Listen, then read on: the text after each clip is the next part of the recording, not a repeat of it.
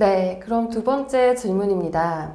해외 수출 계약서, 예를 들어서 라이선스 계약이나 투자 계약 또는 퍼블리싱 계약들이 있을 텐데요. 그러한 계약의 경우에 국내 기업끼리 체결하는 계약과 달리 검토되어야 할 다른 부분이 있을까요? 라는 질문을 많이 받았습니다. 아무래도 해외 기업과의 계약이다 보니 국내에서 계약을 체결하는 것과 어떻게 다른지에 대해서 많이들 궁금해 하시는데요. 저는 특히 두 가지 측면에서 조금 더 검토가 이루어져야 한다라는 말씀을 드리고 싶습니다. 첫 번째는 언어입니다. 예를 들어서 우리가 중국과 계약을 체결을 한다고 가정을 해볼게요. 한국 기업이 중국 기업과 계약을 체결한다면 어떤 언어로 계약서를 작성해야 할까요? 보통은 한국어 아니면 중국어를 생각하실 텐데요. 통상적으로 한국과 중국이 계약을 체결한다고 한다면 제3의 언어인 영어로 계약을 많이 체결을 합니다. 왜 그럴까요? 제가 앞서 계약서를 작성하는 이유에 대해서 말씀드렸던 거 기억하시죠? 계약서는 계약을 체결할 당시뿐만이 아니라 계약을 이행하면서 나타날 수 있는 분쟁 상황에 대비하는 역할이 가장 큰데요. 그럴 때 분쟁 상황에서 계약서를 각자 다르게 해석을 한다면 문제가 발생할 수밖에 없습니다. 따라서 계약의 해석이 달라지지 않도록, 그러니까 우리가 한국어와 중국어로 각각 계약을 체결한다면 계약의 해석이 달라질 수가 있겠죠. 그래서 제3의 언어인 영어로 계약을 체결함으로써 나중에 문제가 생겼을 때 해석을 달리할 수 없도록 하는 것이 가장 큰 목적이라고 할 수 있습니다.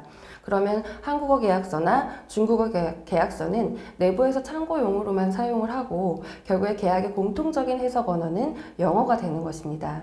이러한 점을 참고로 하시면 좋을 것 같고요. 그리고 해외 기업과의 계약에서 한 가지 더 중요한 부분은 준거법과 관할입니다. 통상 국내 기업끼리 계약을 체결할 때 준거법이나 관할은 당연히 대한민국 법을 준거법으로 하고 대한민국에 있는 어떤 법원, 예를 들어서 중앙지방법원을 공통의 합의 관할로 하는데요. 그런데 해외 기업과 계약을 체결할 때는 이 부분이 예민해지게 됩니다.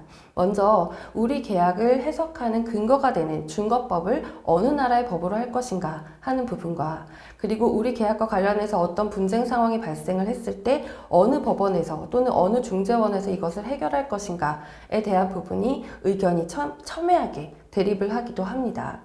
따라서 예를 들어서 한국과 중국이 계약을 체결한다 라고 하면 우리 계약의 근거법을, 준거법을 어느 쪽으로 해야 하냐에 대해서 협상을 하면서 정해야 하는 부분인데요.